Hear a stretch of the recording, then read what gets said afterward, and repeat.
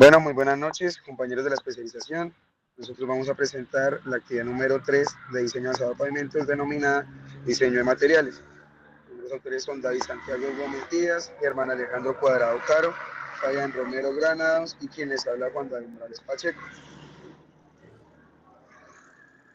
Bueno, en el diseño de pavimentos se hace una utilización de bases y subbases, las cuales son materiales granulares que conectan el terreno portante o subrasante de fundación con la capa superior del pavimento, que interactúa directamente con la carga generada por el tránsito, disipando de manera efectiva los esfuerzos de diseño.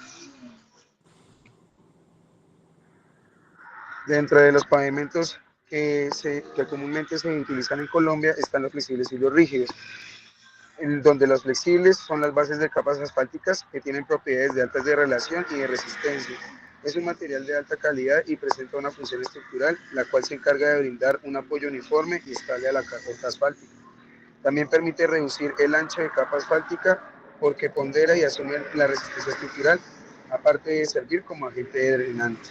Encontramos en los rígidos, el cual la base granular no representa un aporte estructural, ya que lo asime la losa hidráulica, pero proporciona una superficie uniforme como apoyo de esta y protección en términos de deformaciones que pudiesen ser perjudiciales a la subrasante.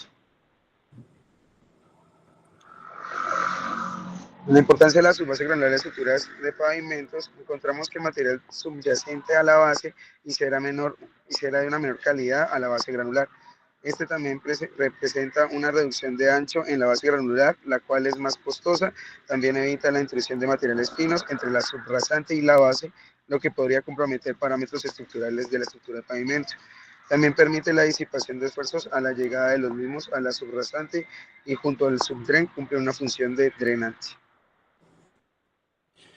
Bueno, como ya vimos la importancia de la subbase y las subbases, recordemos que una vez elegido el material granular, debe cumplir una serie de requisitos. Nosotros encontramos en campo un material y ese material debe cumplir una serie de requisitos, ya sea para las subbases y las subbases. Estos requisitos deben tener una serie de características y estas características van acorde a la norma INVIAS o a las especificaciones técnicas INVIAS 2022, donde cada característica tiene un ensayo que debe cumplir para determinar los parámetros de máximos o mínimos como tal. Entonces, dependiendo de esa característica, se cumple ese parámetro, ya sea la clase de base o subbase granular que se va a implementar. Pues recordemos que la clase de la base o la subbase va enfocada en un nivel de tránsito. Entonces, si hablamos de clase A, recordemos que es un nivel de tránsito 3, el cual el nivel de tránsito 3 es aquel que tiene más de 5 millones de ejes equivalentes. El de clase B es un nivel de tránsito 2 que está entre 500.000 ejes equivalentes y 5 millones de ejes equivalentes. Y un nivel una clase C, tanto para bases granulares como para subbases granulares, que es un nivel de tránsito bajo, es un nivel de tránsito 1, que es menor a 500.000 equivalentes. Entonces, esas características son la dureza, la durabilidad, la limpieza, la geometría de las partículas y la resistencia de los materiales. Y por último, los dos deben cumplir una granulometría, el cual va basado en unas franjas granulométricas. Por ejemplo, en la limpieza para las bases no se exige o el índice de plasticidad tiene que ser 0. Eso quiere decir que ese material no es plástico. Entonces, por ejemplo, bueno, en este caso las bases granulares son 4 tipos de bases granulares que podemos identificar, las bases granulares gruesas y las bases granulares finas, base granular de 40, base granular de 27, que son las gruesas, lo que quiere decir 40 y 27 que el tamaño máximo de la partícula es de 40 milímetros. La diferencia entre las dos es que para las subbases son un poquito más estrictos y pues el tamaño de las partículas es un poquito mayor. Una de las conclusiones en cuanto a las comparaciones técnicas entre las subbases y las bases y la subbase granular, en términos de dureza, la base granular presenta un mayor requisito en sus propiedades y en términos de durabilidad, la base y la subbase comparten los mismos requerimientos técnicos en su estructura. Por otro lado, en la limpieza, la base granular requiere más ensayos que la subbase, pero para el requerimiento de los terrones, terrones de arcilla presentan el mismo valor para ser aceptadas. Y en términos de resistencia y geometría, la base granular tiene más exigencia que la subbase granular. Y por último, para la granulometría, se observa que el tamaño máximo permitido para la base es de 1 pulgada y para la subbase es de 1,5 pulgadas. Bueno, una vez cumplan con esos requisitos, es importante identificar el tipo de pavimento para sí mismo aplicar ya sea la base o la subbase. Por ejemplo, en los pavimentos flexibles se aplica la base y la subbase dependiendo del espesor, el diseño, lo que nos dé el espesor de las placas, de las capas, perdón. En los pavimentos rígidos solo va una capa de base granular porque pues el pavimento rígido es el que soporta todas las cargas en su capa de rodadura. Y por otro lado, en los pavimentos articulados, como bien, pues solo tiene una capa, pero cuando el diseño de esta capa es un poco grande, por ahí mayor a 50 centímetros, podemos dividir una subbase y una base granular. Esto también depende mucho de la subrasante, en qué condiciones esté la subrasante.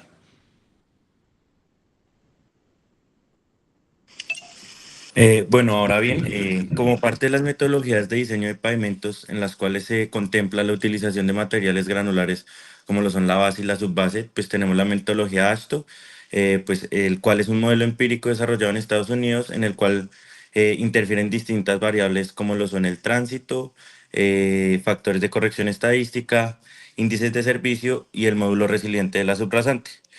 Por medio de estas variables y la formulación efectuada y presentada en la diapositiva, obtenemos el número estructural denominado SN, pues el cual nos indica cuantitativamente el grosor de la estructura solicitada. A su vez, podemos obtener mediante las relaciones los grosores de las respectivas capas, ya sean granulares, por medio de la fórmula que se observa en la diapositiva, en la cual participan distintos coeficientes dados por dicha metodología. Bueno, por otra parte, pues tenemos la metodología CBR utilizada para vías de menor tránsito para el cálculo de los espesores de los granulares en estructuras de pavimento. Pues esta metodología nos permite en primera instancia definir el contexto de diseño en términos de tipo de pavimento, nivel de tránsito y condiciones ambientales, la división del proyecto en unidades homogéneas de diseño, si presentan longitudes normalmente significativas, si se clasificarán como unidades independientes, ya que el CBR de la subrasante puede cambiar en estas longitudes, medición del CBR de la subrasante y definir CBR representativo, estimación del espesor de la estructura granular, la distribución del espesor total de la subbase y la base, y pues la verificación de las especificaciones técnicas. Cabe la pena mencionar que ambas metodologías son ampliamente aceptadas a nivel mundial y en nuestro país son adaptadas por el INVIAS para el diseño de carreteras. Si bien es cierto que se utilizan métodos empíricos en el diseño de las estructuras viales para la base y la subbase granular relacionadas a sus espesores, también tenemos que cumplir una normativa que en base de dichos hallazgos empíricos definen resistencia y otras características. Se debe diseñar en sí los materiales granulares que cumplan unas especificaciones técnicas definidas para que sean idóneas en su utilización. Las dos entidades que regulan estas especificaciones son el INVIAS y el IDU, las cuales, si bien es cierto, siguen el mismo concepto ingenieril para definir sus propiedades y la cuantificación de las mismas bajo ensayos ya establecidos, Uno está definido para carreteras de mayor longitud, con cargas y temperaturas diversas y otros factores, por lo que será un poco más riguroso en sus solicitudes. Esto lo estamos hablando con respecto al INVIAS. El IDU, por su parte, guía las vías urbanas concentrándose un poco más en Bogotá, por lo cual va a ser para parámetros más constantes o específicos, pero también se observa que al estar enfocado en esta área, los procesos serán más controlados. Ahora, si hablamos en términos de la aceptación de los materiales que no cumplen dichas características, está claro que no serían aceptadas y tendrán que generarse un cambio o algunos de los casos siguientes, adicionando que dichos cambios deben estar soportados por entidades reguladoras que garanticen la funcionalidad en el proyecto específico. Entre estas verificaciones se puede dar el reprocesamiento o corrección del material para que cumpla, es decir, una mezcla de los acopios para poder quedar dentro de la franja granulométrica, trituración adicional para corroborar que pues, el tamaño específico de las partículas sea el requerido, lavado de finos con el fin de mejorar la limpieza, o incluso un cambio de fuente o cantera, que es buscar otra fuente que nos suministre estos materiales. También una recompactación para hallar la humedad óptima en la cual vamos a generar si el problema es de densidad de obra. Entonces también está el cambio de tipo de material, como pasar de granular natural a material granular estabilizado, ya sea con cemento, emulsión, si el proyecto lo permite o se tramita una modificación técnica. Y en Bogotá también está la aceptación excepcional con sustento técnico que se demuestra mediante ensayos adicionales, y eso sí tiene que ser muy importante, es que sea capaz de definir que el riesgo está controlado. También que la entidad o la interventoría emita un concepto técnico formal. Para terminar, quisiera agregar que en el IDU es aceptada la utilización de materiales de reciclaje como agregados que pudiesen ser aceptados como solución a problemáticas que puedan existir. Estos se denominan residuos de construcción y demolición para cumplir requisitos de calidad de base y subbase. Bueno, como conclusiones tenemos que una base, una subbase granular correctamente diseñada y construida es la clave para asegurar el buen desempeño, la durabilidad y la vida útil en cualquier estructura de pavimento. Por otra parte, pues tenemos que la utilización de materiales granulares a la luz de las diferentes metodologías de diseño cobran relevancia a la hora de establecer los espesores de cada una de las capas que conforman el diseño integral, garantizando la disipación de esfuerzos y la vida útil de las vías. En Colombia, que es un país tan diverso, las bases y las subbases adquieren una relevancia aún mayor, al funcionar como capas de transición que mitigan las deficiencias de la subrasante y mejoran el desempeño global de la estructura del pavimento. Por lo tanto, el diseño de los materiales para estas capas debe considerarse un proceso integral en el que convergen criterios mecánicos, hidráulicos y constructivos orientados a asegurar la durabilidad, funcionalidad y sostenibilidad de la infraestructura vial. Si bien es cierto, el diseño de materiales granulares en Colombia está estandarizado por un marco normativo común en sus fundamentos técnicos, el contexto vial puede diferenciarse en los requisitos mínimos que presentan entidades generales como el INVIAS y el IDU, ya que este último está especializado en vías de gran tráfico y el INVIAS generaliza todos los niveles de tránsito existentes. Cabe resaltar que el INVIAS maneja tránsitos tanto pesados, medianos y bajos, que serían carreteras terciarias.